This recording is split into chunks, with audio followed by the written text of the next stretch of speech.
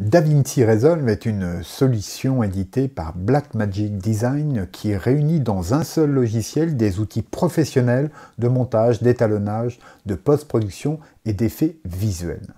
Comme je vous le disais dans une précédente vidéo, c'est un des logiciels de référence pour la post-production de longs métrages hollywoodiens, la télévision et la publicité. DaVinci Resolve est disponible pour PC, Mac et Linux et il existe une version payante, DaVinci Resolve Studio, qui ajoute surtout des fonctionnalités destinées aux professionnels. Personnellement, même si j'envisage de payer cette licence, je n'en ai encore jamais eu besoin. Et personnellement, pour cette chaîne, mes besoins professionnels ou personnels, c'est la solution que j'utilise depuis maintenant un peu plus d'une année avec bonheur. Je vous retrouve donc juste après le générique pour cette prise en main.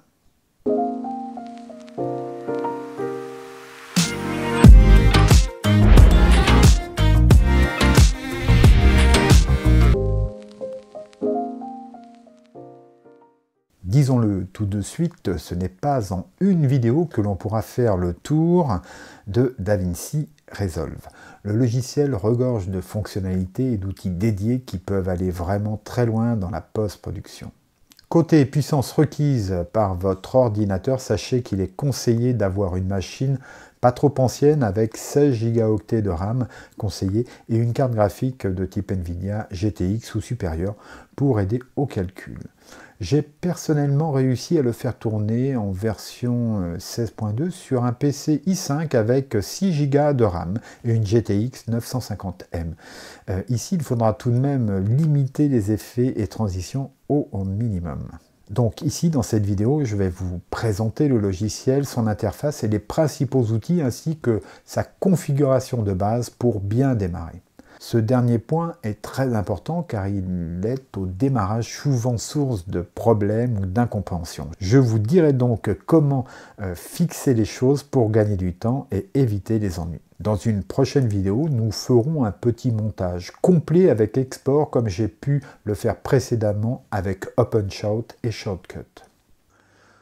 Bon, et bien nous voici sur mon bureau. Voici l'icône ici de Resolve. On peut bien sûr la glisser ici en barre des tâches. Je vais donc lancer le logiciel. Donc on va voir un premier écran ici qui nous indique que le logiciel se lance.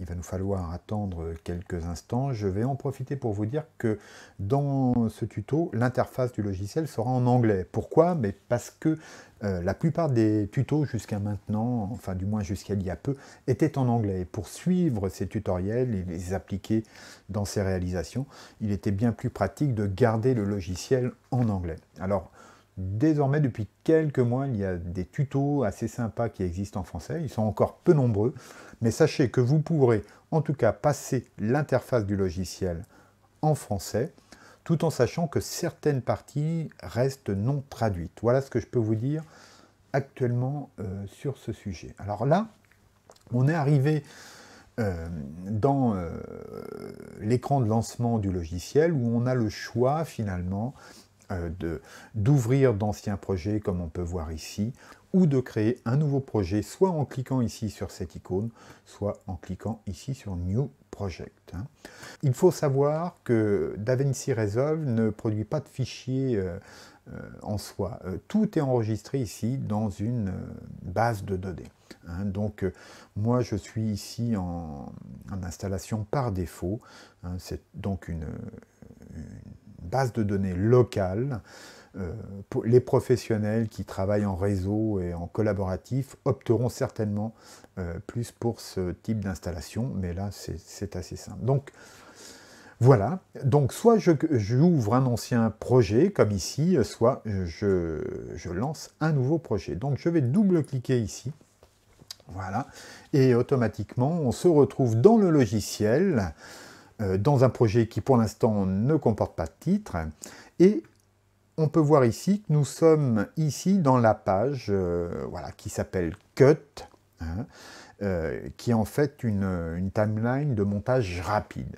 Il faut savoir que moi j'utilise principalement celle-ci, ici, qui est la page Edit, hein, qui sert donc aussi au montage, mais voilà, j'ai commencé avec celle-ci, Cut n'existait pas, et je suis resté dessus dans la plupart de mes projets, on va dire. On va commencer donc par étudier cette interface et comment est structuré le logiciel. Vous pouvez voir ici que comme dans plein de logiciels, nous avons un menu. Alors il est assez fourni, comme vous pouvez le voir. Ensuite, on a ici des barres d'outils, hein, dont on verra la signification au fur et à mesure. Et puis, tout de suite, je passe ici en dessous. Là, nous avons l'accès aux différentes pages, c'est-à-dire aux différents outils qui constituent DaVinci Resolve. Ces différentes pages constituent les différents outils de DaVinci Resolve. Alors, on va commencer ici par la première. C'est la fenêtre donc, des médias.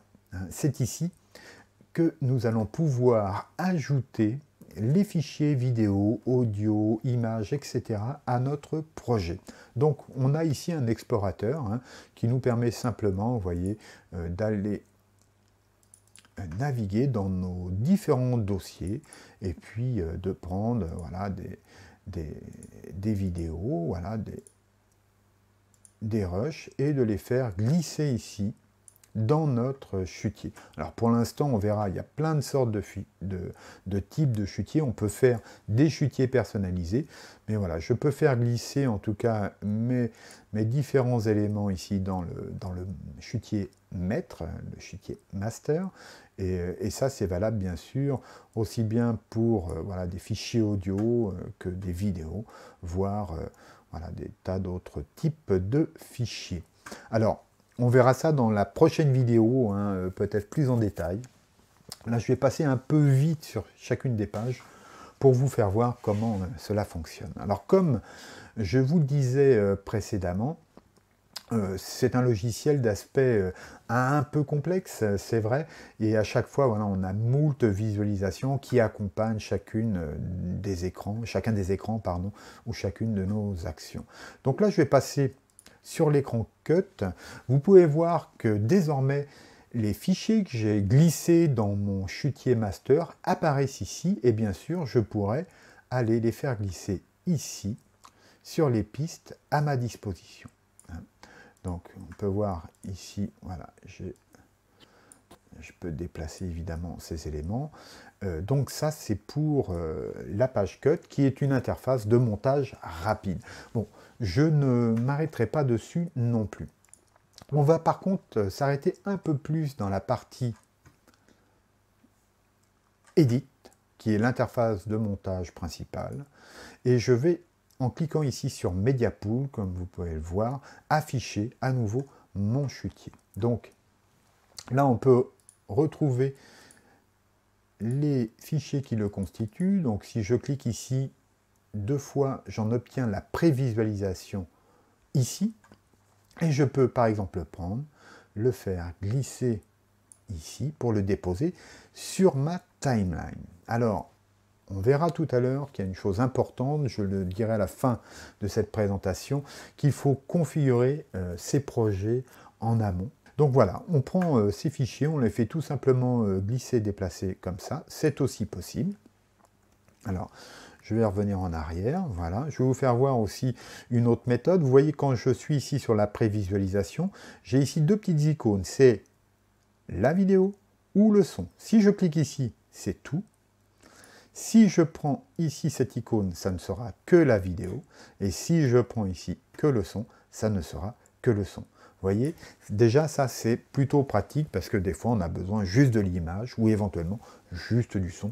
Et bien très rapidement on peut arriver à ces fins. Alors autre chose, si par exemple en fait moi dans ce clip là il ne m'intéresse que qu'à partir de cet endroit là jusque par exemple ici, et bien avec les touches I pour in et O pour out, je peux sélectionner la partie du rush qui m'intéresse et lorsque je fais glisser ici sur la timeline, et bien seulement cette partie-là sera importée sur cette dernière.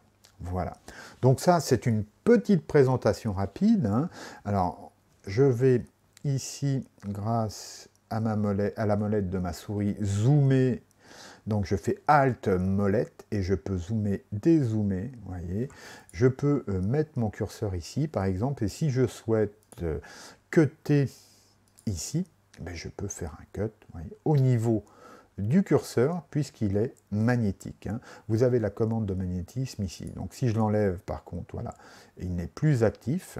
Mais si je le remets, c'est assez pratique, puisque là, ce curseur, on peut le bouger avec les flèches de direction de votre clavier, image par image. Voilà. Donc on peut être très très précis. Alors bien sûr, il est possible, donc en glisser, déplacer, vous voyez, de se faire chevaucher les clips, mais ça ne va pas nous créer directement une transition. Hein. Donc on y reviendra ultérieurement. Vous voyez, ça pousse le reste ici de mon clip. Hein. Alors, évidemment, ici, on a la prévisualisation, et ici, nous avons la visualisation ici de la timeline. Donc là, c'est le fichier en chutier, et là, c'est la timeline. Alors, donc je peux évidemment voilà, lancer la lecture. Voilà. Vous voyez qu'il n'y a que dans cet écran que cela bouge. Alors on va passer ici à la page suivante, qui est la page fusion. Voilà, cette page fusion, on y reviendra sans doute dans des tutos ultérieurs. Sinon, je vous renverrai vers d'autres tutos très bien faits qui vous en diront plus sur cette page. Elle est dédiée aux effets spéciaux. Il y a des possibilités incroyables. Bon, ça va évidemment du simple masquage aux effets 3D, etc., etc., de transition sur mesure que l'on peut réaliser ici. Je vais ici maintenant sur la page suivante, qui est la page Color. Donc cette page est aussi très importante. Comme j'ai dit dans mes vidéos, moi je tourne dans un profil personnalisé qui est plat, c'est-à-dire peu de contraste, peu de saturation, peu de netteté. C'est ici, dans cette page Color, que l'on va pouvoir étalonner nos vidéos. Je vais agrandir un petit peu la fenêtre, voilà, et vous pouvez voir ici que je peux jouer avec les courbes. Voilà, je me fais une petite courbe en S, évidemment, là, ça écrase tout, hein, mais c'est juste pour vous faire voir le principe. Voilà, je peux récupérer un peu comme ça. Bon, l'image n'est pas super chouette ici, mais en tout cas, c'est ici qu'on applique des réglages, et sachez qu'il y en a beaucoup, des réglages. Hein. On a les roues de couleur, on a ici les barres primaires, voilà, on a ici le réglage des tons. Ici, on a des visualisations, là en l'occurrence c'est la waveform, qui sont très pratiques pour savoir techniquement où en est notre image. Et puis, nous avons ici, bon, là c'est les courbes, mais comme vous pouvez le voir, ici nous avons des tas d'autres outils colorimétriques. On a bien sûr aussi la possibilité d'utiliser des masques, du tracking, etc. Bref, cette fenêtre Color, nous y reviendrons aussi certainement dans les prochaines vidéos, brièvement. Hein, je vous ferai voir comment appliquer une lutte, par exemple, et quelques réglages de base.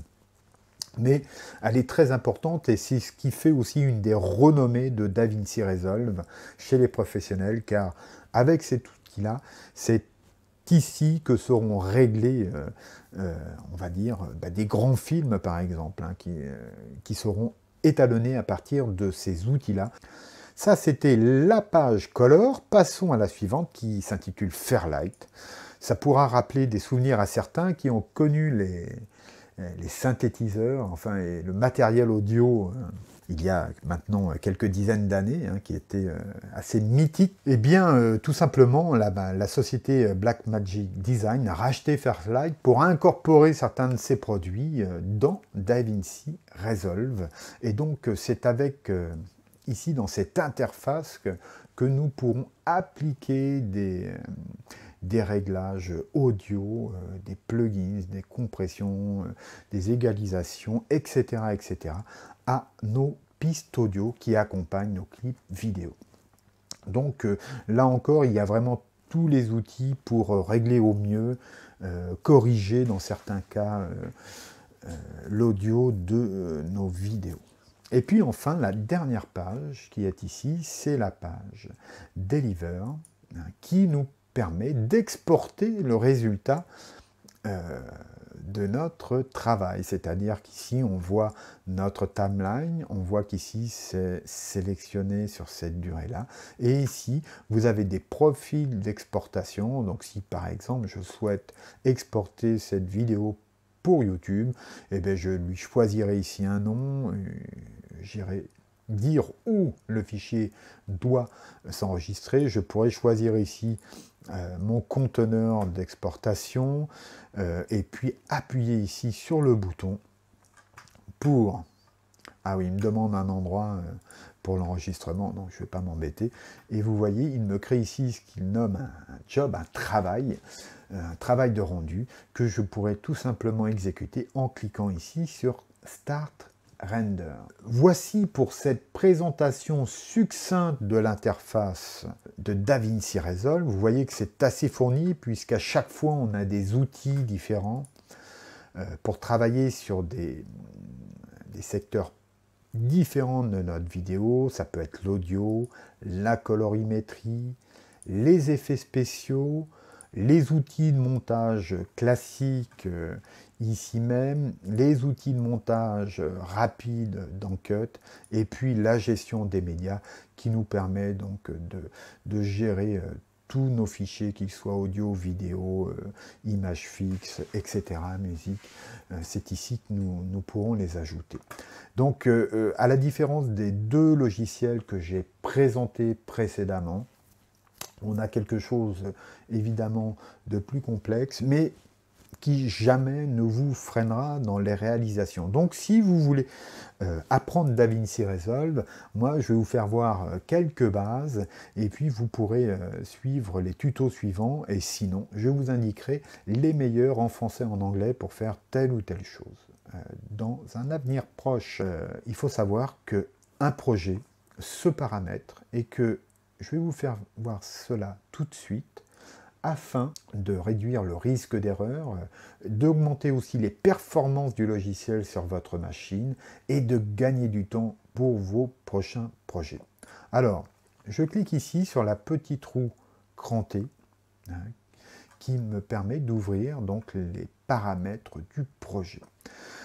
Par défaut, souvent on arrive ici dans Master Setting, et là on voit ici les paramètres qui sont sélectionnés. Il faut savoir que lorsque vous aurez installé le logiciel pour la première fois, vous n'aurez certainement pas ces paramètres. Moi, il se trouve que je produis à ce jour toutes mes vidéos en Full HD, c'est-à-dire en 1920 par 1080, avec un nombre d'images par seconde de 25. Je vous rappelle que c'est la norme ici en France, la norme de diffusion. Donc je m'y conforme, et donc c'est pour ça que vous n'aurez certainement pas ça. Vous aurez peut-être par exemple ici un format bien plus résolu tel que de la 4K ici, ou des formats intermédiaires. Je ne sais pas à quelle définition vous souhaitez exporter vos vidéos. En tout cas, moi pour mes montages et mon export, je travaille généralement en Full HD. Donc ce qui est important, c'est de régler le format ici, d'appliquer le nombre d'images par seconde que vous souhaitez utiliser. Ici, au niveau du monitoring, ça concerne bien sûr si on a des moniteurs externes, mais par défaut, vous voyez, moi je me le suis mis au cas où j'aurai bientôt un moniteur externe à rajouter. Il faut savoir que ça, c'est possible que lorsqu'on paye la licence, mais je l'ai conformé ici d'avance, donc en 1080p, voilà. Là, on a pas mal de paramètres, si vous voulez, qui sont un peu pointus. Ça, c'est la profondeur des couleurs, là, en 10 bits sur le moniteur. Les moniteurs sont souvent en 10 bits, en tout cas au maximum. Peut-être qu'il en existe des plus forts, mais je crois que c'est surtout des moins forts qui existent aujourd'hui. Et en tout cas, voilà, j'ai laissé ce paramètre-là par défaut. Là, par contre, c'est important de régler ici ces formats des médias optimisés, Optimized Media, et du cache de rendu, c'est-à-dire du render cache. Donc, vous le verrez dans la prochaine vidéo, effectivement, il y a des solutions qui permettent d'optimiser la prévisualisation de DaVinci Resolve. Et par défaut, vous avez des formats ici bien plus lourds. Et donc, si vous avez une machine moyenne ou un peu faible, ça va vous poser directement des problèmes. Et vous allez vous demander pourquoi ça ne fonctionne pas correctement. Donc, dans les médias optimisés, dans la résolution des médias optimisés ici, moi je choisis le quart de résolution. Si vous aviez encore des problèmes à cette résolution-là, vous pouvez passer ici au 8e. Donc évidemment, c'est juste valable ça pour la prévisualisation, donc ça n'impacte pas le rendu final de la vidéo exportée. Donc on va rester ici sur le quart de définition. Ensuite, les formats des médias optimisés. Et bien là encore, par défaut, je crois qu'on est dans des résolutions HQX ici, donc autant dire que ce n'est pas nécessaire, peut-être même plus, je ne sais plus quel réglage par défaut, mais donc autant dire qu'on peut tout à fait ici se contenter d'un DNxHR HQ ici. Et donc vous voyez que au niveau de mon rendu du cache, je choisis ici la même chose, mais éventuellement, vous voyez, je pourrais certainement descendre, mais en tout cas, ma machine ici le supporte très bien, et j'ai une bonne qualité de rendu en prévisualisation. Donc, pour ce qui est du reste, j'ai laissé tout par défaut, pour tout vous dire, et ça fonctionne bien. Alors, quand on a appliqué ici ces réglages par rapport à son projet et pouvoir les retrouver à chaque fois que l'on lance un nouveau projet, il va falloir nous faire deux choses. Donc, regardez bien. Premièrement, je vais ici sauver. Alors, je ne vais pas le faire parce que moi, c'est déjà réglé. Mais en tout cas, vous cliquerez ici sur Save ou sur Enregistrer, si vous êtes en français.